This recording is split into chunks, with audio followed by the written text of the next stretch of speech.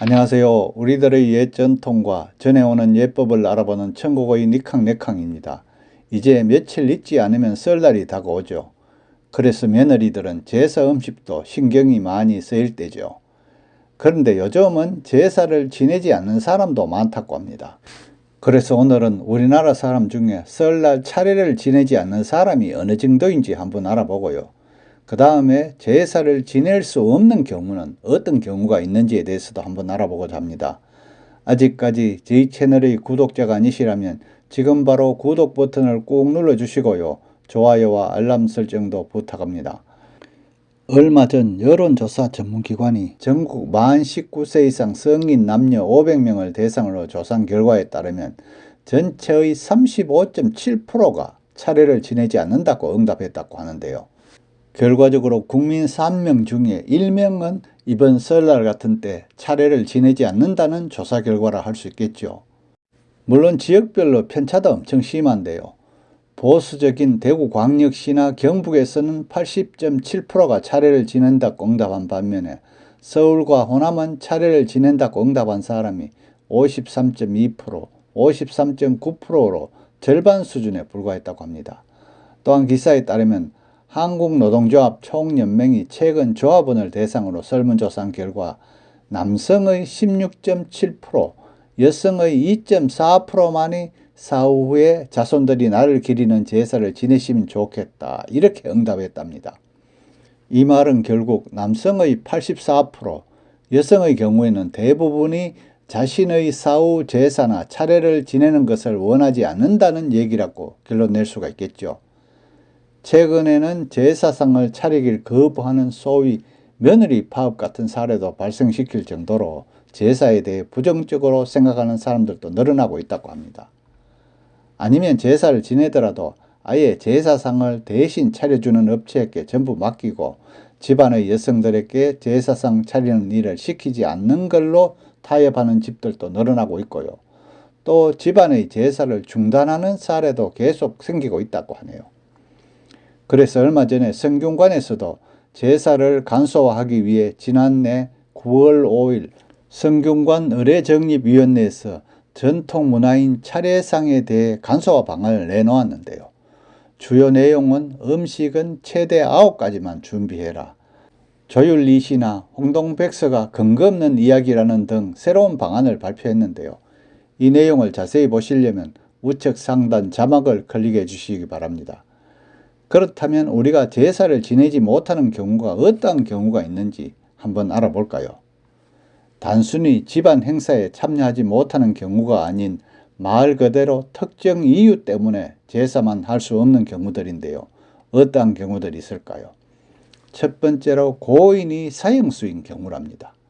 일부 지역에서 사형수는 반역자로 취급되어 반역자는 제사를 지낼 자격이 없다는 이유로 금지하고 있죠. 북한에서는 이게 걸리면 노동단련대로 끌려간다고 하고요. 한국에서는 처벌받을 근거까지는 아니나 교정주의에 가까운 사법체계상 사형을 선고받았던 것은 용서받지 못할 악행을 저지른 케이스이기 때문이죠. 다만 사법살인을 당했거나 재심을 받고 무죄가 된 경우는 제외되겠죠. 일부 집안에서는 고인이 무기 또는 일정 이상의 무기징역이나 금고형을 받은 경우에도 제사를 건너뛴다고 합니다. 다음 두 번째로 성매매 여성인데요. 정근대에서는 부정하기 때문에 제사에 참석하면 무례하다고 하여 자발적으로 또는 집안에서 강제로 제사에 참여하지 못하게 하였다네요.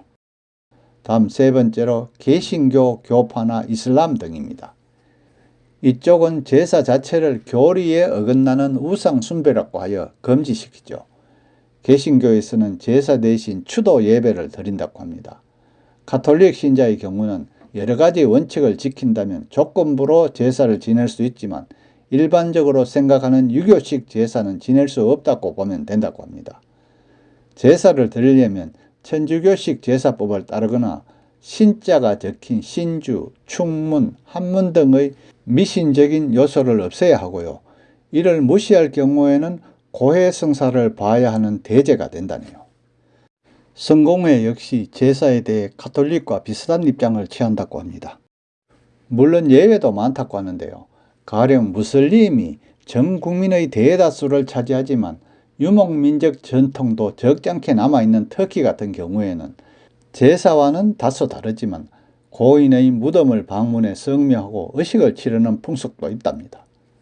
다음 네 번째로 임산부입니다. 임산부는 당연히 불편하겠죠.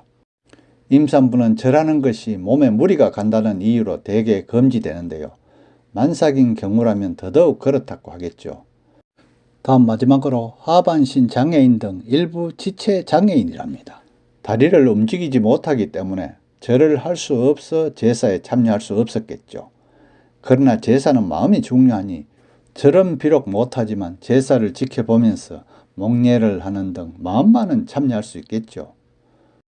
과거에 줄이 털기를 당한 제수들이 적장자라도 폐적된 이유도 여기에 있죠. 부상을 이유로 다리나 발에 깁스를 한 경우에도 동일하다고 합니다. 그리고 원래 제사를 지낼 때는 심신이 청정해야 한답니다. 그래서 목욕제계를 한다든가 음식도 비린 것을 먹지 않거나 하는 등 준비 과정이 있었다고 합니다.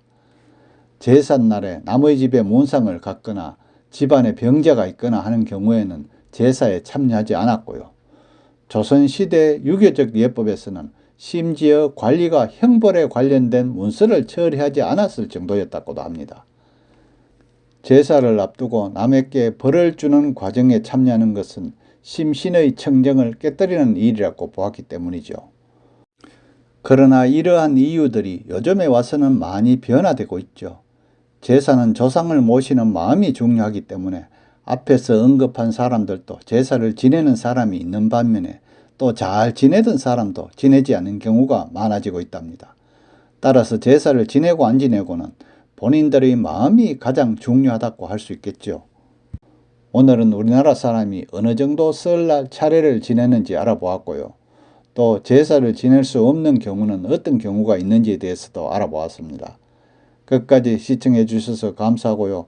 구독도 꼭 부탁합니다.